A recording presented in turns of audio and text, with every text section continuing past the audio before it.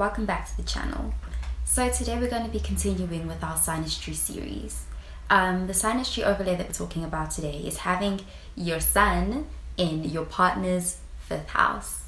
So before we get into it, I just want to remind you to please be sure to hit the like button if you like the video, and also subscribe to the channel if you haven't done so already, and share the video if you can, because that really helps the channel. Okay, so without further ado, let's get into it. This is a very fun SYNASTRY overlay to have. The emphasis in this union is on pleasure. As we know, the 5th house is the house of the fiery fire sign of Leo.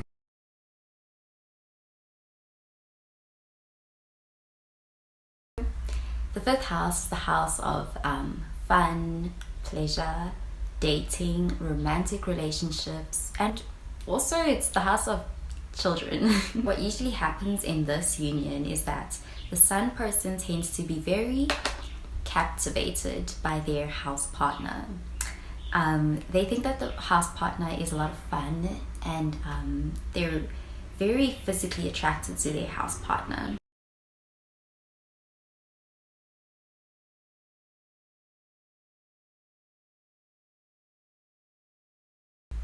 The love in this connection tends to be mutual. There's a lot of passion in this romantic connection. It's often seen that these partners would have this feeling that they would really like the idea of having children together. Euphoria, pleasure, physical attraction, all of these things, they can be blinding sometimes. So usually what can happen in this union is that the sun person can easily ignore any, if there are any, red flags in their house partner. It's just so much fun, you know, lots of dates, lots of passion, lots of love making. And so the sun person is just enjoying the union so much, and they admire their sun person, their house partner, a lot, to the point that, you know, these great feelings and experiences of euphoria could easily cause them to overlook the flaws in their partner and cause them to wear, what do they call them, rose-colored glasses in the connection. Don't get it twisted. Both partners are incredibly physically attracted to one another, and they're both passionate about this connection and each other. So while the sun person is physically attracted to the house person is also. And I think that another thing that the house person enjoys, I think that the house person also just really enjoys how much the sun person admires them.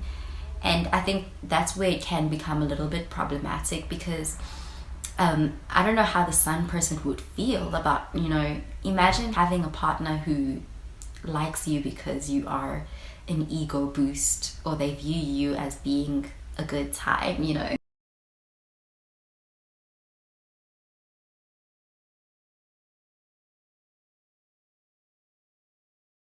It is possible that they both are here for a good time and to have fun together. I just think that it can get a little bit complicated if one partner starts wanting something a little bit more serious than just a good time, you know.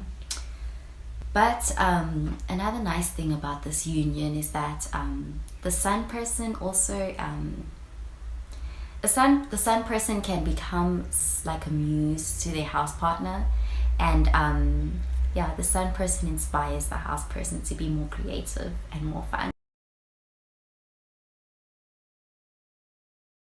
This aspect alone is very hot and heavy and passionate, but I don't know if that that hot and heaviness is enough to, you know, contribute towards a stable, long-term, committed relationship. I think that there would have to be some other aspects in the SYNASTRY charts to support that. In the worst case scenario, what can happen in this union is that they can also sometimes be feelings of jealousy and possessiveness towards the partners. Both partners can experience this, but usually it's most noticeably exhibited in the sun partner.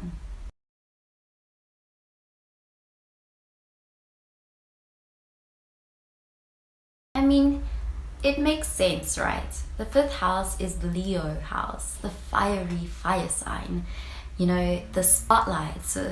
So what happens to what can happen to the sun person is that they want the spotlight to be on them. They want their partner to only give pleasure and get pleasure from them. They want to be the center of attention. They want all of their partner's attention to be directed towards them.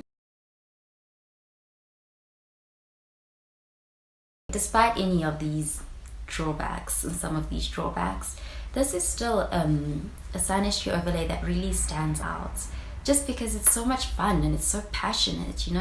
It's characterized by so much romance. There's a lot of romantic gestures and lots of dates and going out and having a good time together and fun moments spent together and rendezvous and, of course, passionate lovemaking.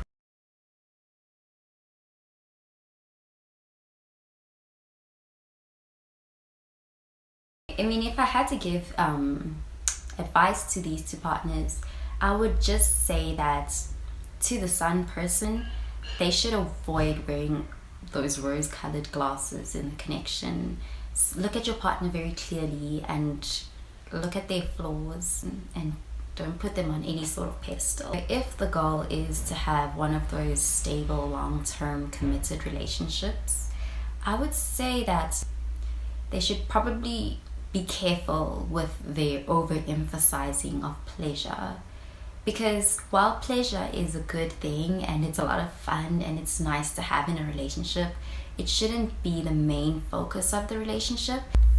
Don't just emphasize pleasure alone, because pleasure alone is not enough to build a long-term committed relationship. However, if the goal is just to have fun and experience and let loose and, experience a very passionate, romantic love affair, then I think that this is the perfect SYNASTRY overlay for a creative and fun, romantic fling. Anyway, that does it for this video on having your sun in your partner's 5th house SYNASTRY overlay.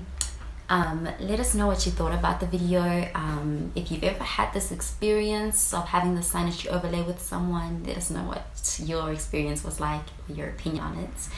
And be sure to stay tuned for our next video that we'll be doing. It's going to be on the SYNASTRY series of having your sun in your partner's 6th house. So stay tuned for that and have a good one. Bye.